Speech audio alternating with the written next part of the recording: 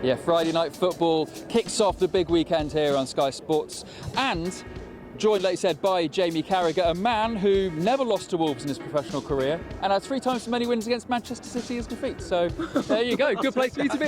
Yeah, that's it. Jamie, how are you feeling going into this one? It feels like a big game of the weekend. Yeah, it does. I think it starts the weekend really well. I think we've got 2 of the most informed teams. I don't know what the form table is off the top of my head, but I just know these 2 teams are in really good form. Wolves, especially considering where they were when the manager came in, and you think of sort of the squad that they've got, you wouldn't expect them to be near the top of the form table, but that's where they are, and that's the impact that the manager's had. And Pep Guardiola has worked his magic, certainly since Haaland dropped out. Really, he thought they're going to really struggle, but he's come up with something now. There's lots of bodies in midfield. He's always said that he wants that, but whenever you see his team play, he always plays with great width in the attacking line. But that's been the case of late, so it's going to be intriguing. Erling Haaland may well be in the matchday squad tonight. Is that a boost, or do you not want to see him change this winning side? No, it's always a boost. Listen, he's the best goal scorer in world football. You put him in first and you work around that. City have had great success with him, but of course, midway through the season, it was all over the place. No matter what Pep Guardiola did in midfield, it was a problem. He seems like he's fixed that to a certain extent by just putting almost 6 players in there in certain games. But if you play Erling Haaland, you can't do that. But as I said, he may be just in the squad. He may get himself sort of fully fit by the time they get to the FA Cup final. But if Haaland's fit, he has to play. Quotes coming out from an interview with Pep Guardiola, from an interview he's done with ESPN Brazil today, saying he's going to take a break at the end of his Manchester City contract in 2027. Does that surprise you, or do you kind of feel like at the moment it kind of feels like it's been one of those seasons where actually a reset may be needed? Yeah, but I think they'll have the reset in terms of what they'll do in the market in the summer. And I think there was a lot of talk of Pep maybe leaving. Was it this season? He signed a contract this season, didn't he? Yeah. Everybody who works with him tells you how intense he is. So, and certain players can't put up with that so long. That's why it feels at times there is a lot of change at Manchester City in terms of personnel. If someone's not happy, they get moved on quite quickly.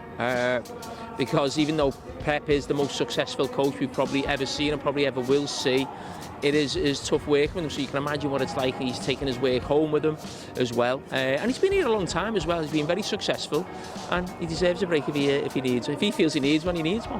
How much are you looking forward to watching Wolves tonight, and how impressed have you been with them under Vitor Pereira? Massively impressed. Had them on Monday Night Football a couple of times. He seems like a big character to the Premier League. The Wolves supporters fell in love with him. They're all going for a pint with him when he gets the points, and he does okay. So it'd be intriguing to see how they do against Manchester City tonight and the problems they may be able to cause them, because, as I said, throughout his time in the Premier League, he's done that to a lot of top managers. Yeah, they haven't beaten a top 7 team all season, but they do have Matthias Cunha, who's one of the most informed forwards in the Premier League. Could he be the difference tonight?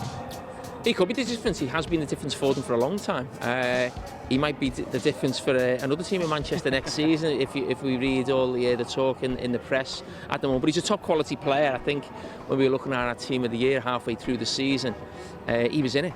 And that was for a team struggling near the bottom of the table. So his quality, and without doubt, I think if coming into this game, Pep Guardiola, if he's speaking to anybody in the Wolves shirt in the team meeting to his players, it's Cunha. Like the feel-good factors kind of bounce back around both of these teams, but it feels like a good acid test tonight to see where these teams really are, I suppose. Yeah, I think that's a good point. Yeah, I mean, Wolves are just climbing up the table. The run that they're on, I mean, it's unbelievable, really, for any team in the bottom half. Never mind a team who were fighting relegation a couple of months ago. So this will be a test of them, but the way they're playing, I think it'll be a test of Manchester City as well. Yeah, we know you're preparing for tonight's game, but we've also been told tonight that Luis Diaz is hoping to sit down with Liverpool at the end of the season and talk about a new contract. Is that the kind of thing they need to be looking at, keeping their best players in-house? Yeah, I mean, it's an interesting one, Luis Diaz, where I think if you could flip a coin with some people saying they'd love him to sign a new contract, or people say it might be the time where you get good money for him because he's at a good age. If you sign him on a 4 or 5 year deal, you have that player, but then you don't get the resale value in the future. I mean, I think he's been one of the best left wingers in the Premier League this season. I don't think he's quite Sadio Mane, so I think in Liverpool supporters I still think we haven't quite replaced, or we haven't got our Mane, if you like, but how many of them is there about? I actually, if I'm being honest, I think for the majority of this season, up until Christmas, I was thinking, you sell Luis Diaz in the summer. I think the way he's played and the way Liverpool's front line might change, and with the fact they can play now through the middle in the manager's eyes, I think he's going to stay, and I think maybe other players will move on in the front line rather than Luis Diaz.